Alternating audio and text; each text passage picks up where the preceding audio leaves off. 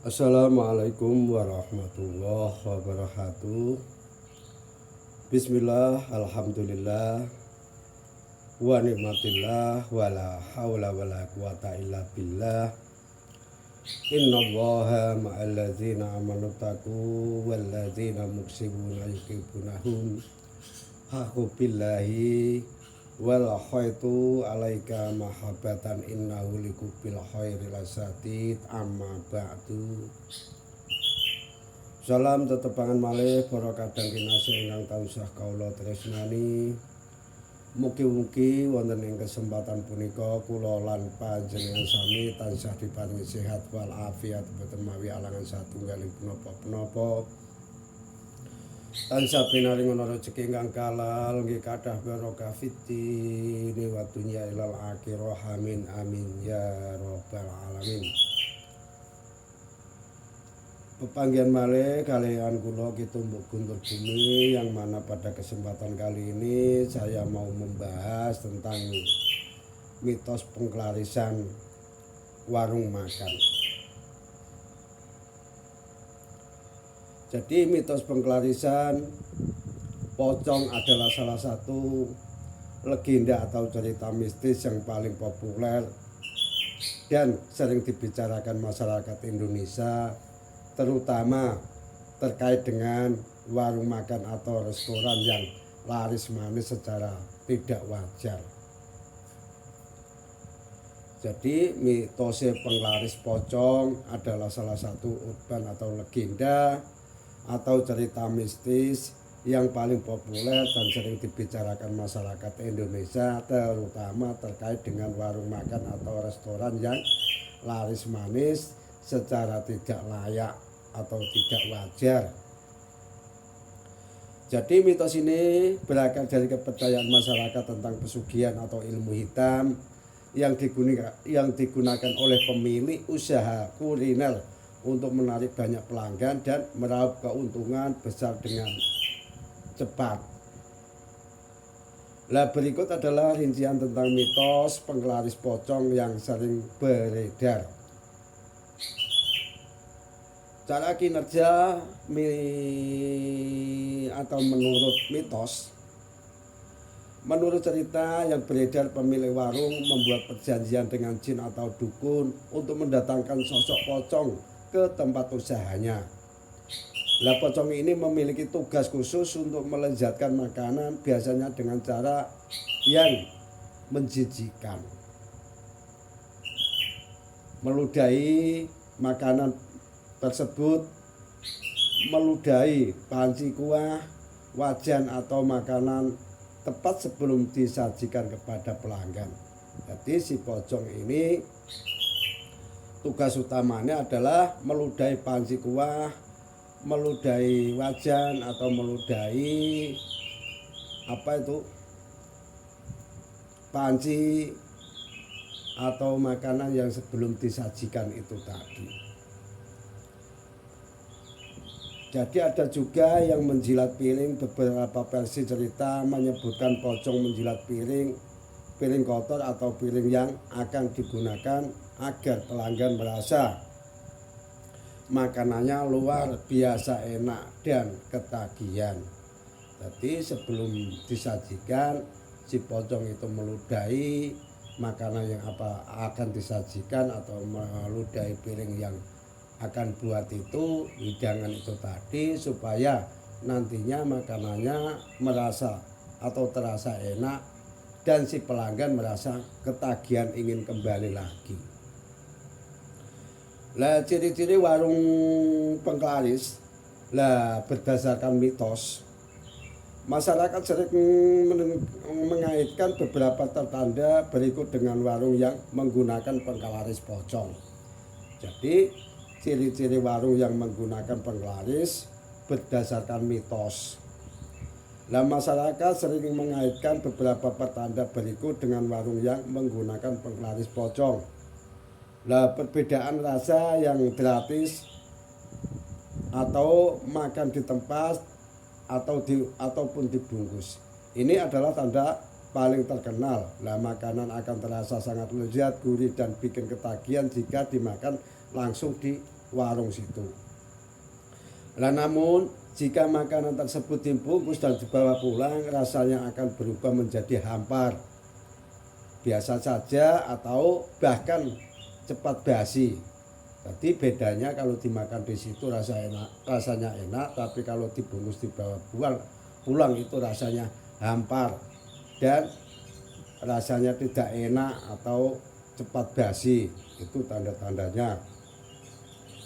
Dan juga rasa berubah jika berdoa. Konon jika pelanggan membaca doa, terutama doa yang khusyuk sebelum makan, rasa makanannya akan tiba-tiba berubah menjadi tidak enak atau pelanggan tiba-tiba merasa mual. Nah, ada tanda-tanda lagi apabila itu pelanggan membaca ayat-ayat suci Al-Quran, doa-doa tertentu secara khusyuk, makanan itu tiba-tiba rasanya tidak enak dan di perut juga akan mempengaruhi perut, merasa mual-mual, itu tandanya. Nah, di situ juga ada tempat-tempat tertentu atau khusus untuk si pocong itu tadi. Ada ruangan atau panci rahasia, biasanya ada salah satu ruangan toilet atau area dapur yang selalu dikunci rapat dan tidak boleh dimasuki oleh siapapun kecuali si pemilik warung itu tadi. Ada juga mitos tentang satu panci besar yang tutupnya tidak boleh dibuka oleh karyawan. Jadi ada ruangan atau panci rahasia, biasanya ada satu ruangan yang tertutup, toilet atau dapur yang selalu dikunci rapat dan tidak boleh dimasuki oleh siapa saja kecuali si pemilik warung. Dan ada juga mitos tentang satu panci besar yang tertutup tidak boleh dibuka oleh karyawan. Itu ciri-cirinya. Jadi aura tempat yang berbeda, pengunjung yang peka itu konon akan merasa hawa tempat tersebut panas. Nah, konon akan merasa hawa tempat tersebut panas, pengap atau memiliki bau yang aneh meskipun tempatnya terlihat bersih. Jadi aura aneh di tempat atau di lokasi situ, si pengunjung biasanya merasakan auranya yang peka, konon akan merasa hawa di situ panas atau di mana itu ada titik-titik atau ada rasanya begitu, walaupun tempat itu terlalu bersih. Nah, meskipun mitos ini sangat melekat di masyarakat, ada penjelasan logis di balik fenomena warung laris dan beda rasa. Jadi boleh disimak. Yang ke-1 adalah faktor suhu dan kesegaran. Makanan yang dimakan langsung di tempat biasanya baru saja matang, masih panas dan disajikan dengan porsi yang pas seperti kuah panas atau sambal segar. Jadi kalau dibungkus makanan tertutup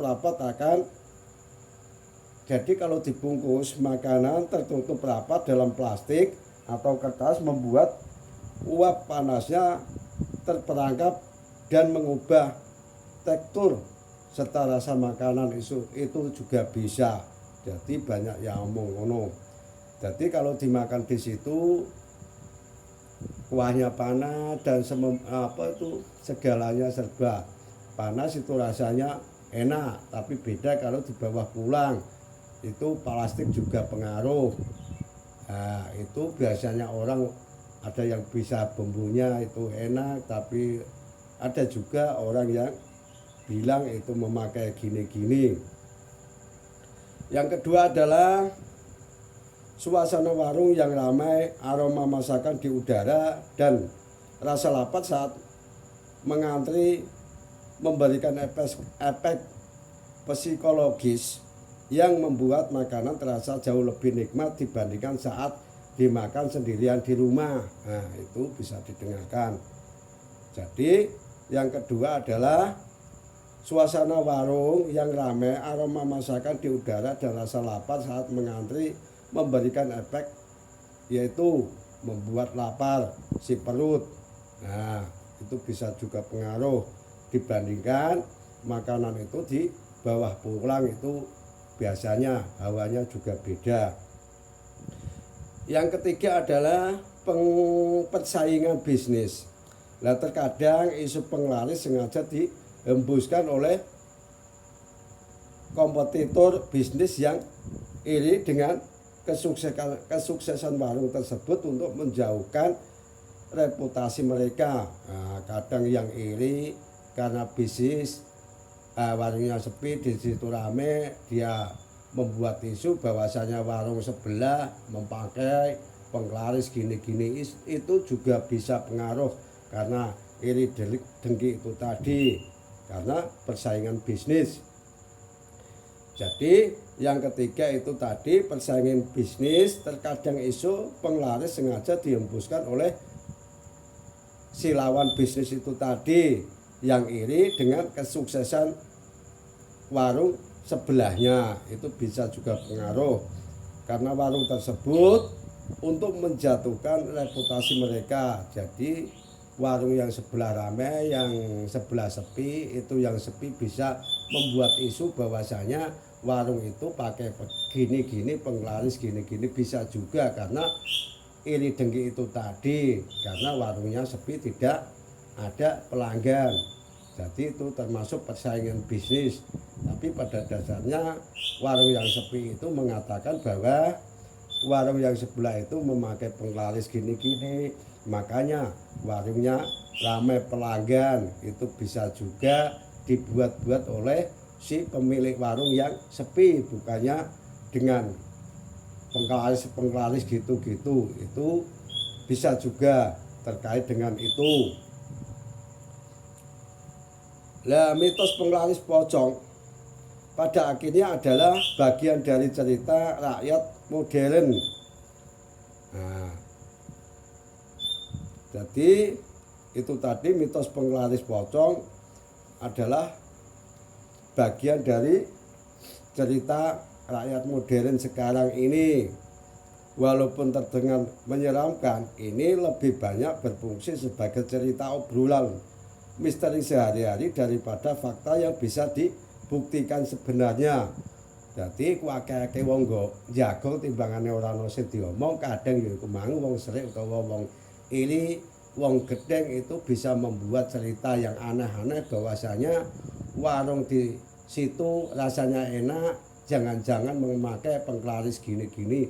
Itu biasanya faktor dampak utamanya orang yang tidak senang pada warung yang ramai itu tadi, bukannya kok itu tadi pakai penglaris, enggak. Itu kebanyakan dari cerita-cerita, obrolan-obrolan yang enggak ada diomongin, langsung dia membuat cerita begini-begini. Itu juga bisa pengaruh.